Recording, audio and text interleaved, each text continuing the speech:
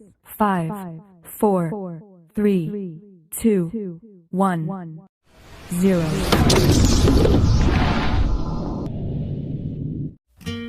Assalamualaikum Sholi dan Sholihah. Bagaimana kabarnya hari ini?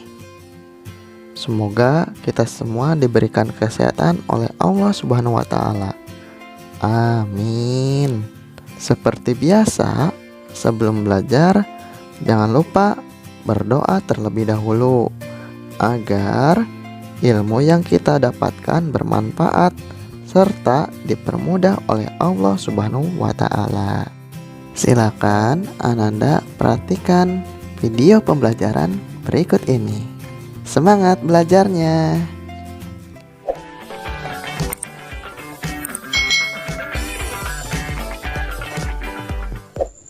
Tari Kipas Pakarena.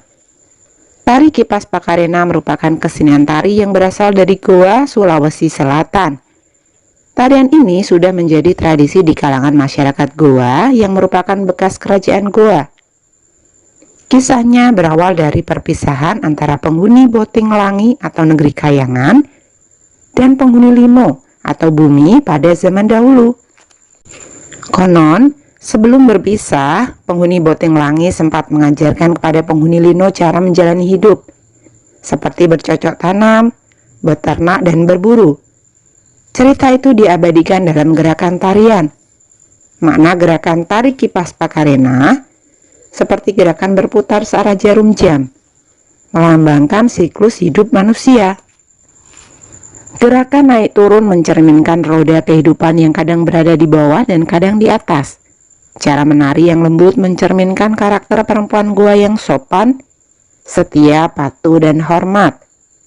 Secara keseluruhan, gerakan tari ini mengungkapkan rasa syukur.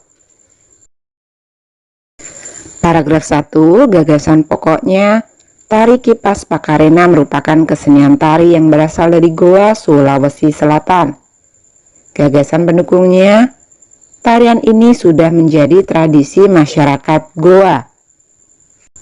Paragraf 2, gagasan pokoknya, kisahnya bermula dari perpisahan antara penghuni negeri Kayangan dan penghuni bumi. Gagasan pendukung, penghuni Kayangan mengajarkan kepada penghuni bumi cara menjalani hidup. Paragraf 3, gagasan pokoknya, cerita itu diabadikan dalam gerakan tarian.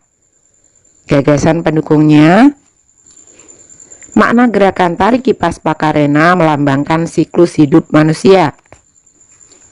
Gerakan naik turun mencerminkan roda kehidupan. Cara menari yang lembut merupakan cerminan karakter perempuan Goa yang sopan, setia, patuh, dan hormat. Gerakan tari ini mengungkapkan rasa syukur. Diskusikan hasilmu dengan hasil temanmu. Seperti yang telah kamu ketahui sebelumnya, kita hidup penuh dengan keberagaman. Di dalam keluarga, hampir setiap anggotanya berbeda. Di sekolah, kamu mempunyai teman-teman yang berbeda. Di masyarakat, kamu mempunyai tetangga yang berbeda-beda. Tahukah kamu, perbedaan yang ada di keluarga, sekolah, dan masyarakat akan menjadi indah apabila dilandasi oleh persatuan dan kesatuan. Apa sebenarnya makna persatuan dan kesatuan? Untuk menjawabnya, mari kita lakukan kegiatan berikut. Ambil sebuah sapu lidi, cabut sebatang lidi dari sapu tersebut. Gunakan sapu dan sebatang lidi tersebut untuk menyapu. Bandingkan hasilnya. Nah, kaitkan jawabanmu dengan keadaan masyarakat Indonesia yang berbeda-beda. Tulislah kesimpulanmu pada kolom di bawah ini dan diskusikan jawabanmu secara berpasangan. Dengan filosofi tersebut tentunya dapat dipahami bahwa bila suatu bangsa dan negara bersatu padu, maka dapat membangun pertahanan yang kuat serta kerja lebih cepat terselesaikan. Kita asumsikan satu batang lidi sebagai salah satu suku di Indonesia, dan seikat lidi yang menjadi sapu adalah berbagai suku yang ada di Indonesia. Satu lidi mungkin tidak dapat membersihkan halamanmu yang kotor, namun seikat lidi atau sapu dapat membersihkan halaman kalian dengan mudah. Pada umumnya, sapu lidi digunakan untuk menyapu. Bisakah sebatang lidi digunakan untuk menyapu? Tentu saja tidak. Lidi dapat digunakan untuk menyapu jika terdiri atas beberapa puluh atau ratus lidi yang diikat cukup erat menjadi satu. Dengan menyatukan lidi-lidi dalam satu ikatan, akan tercipta kekuatan yang besar. Jadi, persatuan dan kesatuan dapat diartikan kumpulan bagian-bagian yang dipersatukan. Hal itu merupakan bukti pentingnya kekompakan dalam mewujudkan persatuan. Dengan demikian, persatuan tidak mementingkan kepentingan diri sendiri atau kelompok, tetapi lebih mengutamakan kepentingan umum. Nah, yuk kita temukan contoh-contoh lain sikap persatuan dan kesatuan dalam keberagaman. Sikap menunjukkan persatuan dan kesatuan. Yang pertama adalah toleransi.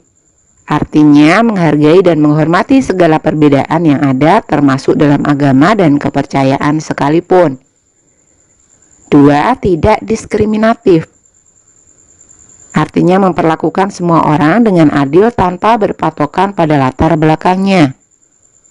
3. Mendahulukan kepentingan bersama daripada kepentingan pribadi. 4. Saling tolong-menolong. Sikap ini adalah wujud nyata adanya persatuan dan kesatuan dalam suatu lingkungan sosial. Kemudian contoh sikap yang tidak menunjukkan persatuan dan kesatuan. 1. Tidak toleransi. Artinya tidak menghargai dan menghormati pendirian orang lain. 2. Diskriminatif. Artinya membedakan perlakuan pada orang yang satu dengan orang lainnya atau tidak bersikap adil. 3. Mencemooh dan merendahkan kebudayaan dari suku atau daerah lainnya dan hanya mau mempelajari dan mengapresiasi kebudayaan suku atau daerah sendiri. 4. Individualis atau hanya mementingkan diri pribadi dan abai pada kepentingan bersama. Menurutmu, apa yang akan terjadi jika kita memiliki sikap persatuan dan kesatuan? Terciptanya kehidupan yang rukun dan damai. Bangsa Indonesia akan lebih cepat maju, terwujudnya hubungan yang selaras antara warga negara, memperkuat ketahanan nasional dalam menghadapi segala ancaman dan gangguan dari dalam dan luar negeri, mencegah terjadinya konflik antar warga negara, serta keutuhan dan keamanan NKRI terjaga. Apa yang akan terjadi jika kita tidak memiliki sikap persatuan dan kesatuan? Tidak adanya kepedulian terhadap penderitaan dan kesedihan yang dialami dan dirasakan orang lain. Kepentingan golongan maupun suku masing-masing adalah yang paling dipentingkan oleh masyarakat. Muncul pertikaian dan permusuhan antar warga masyarakat. Tidak adanya kerjasama yang terjalin antar warga masyarakat. Padahal dalam masyarakat kita gotong royong adalah yang paling diprioritaskan. Alhamdulillah, pembelajaran tematik hari ini telah selesai. Mungkin itu saja yang bisa Bapak sampaikan. Kurang lebihnya mohon maaf. Wassalamualaikum warahmatullahi wabarakatuh.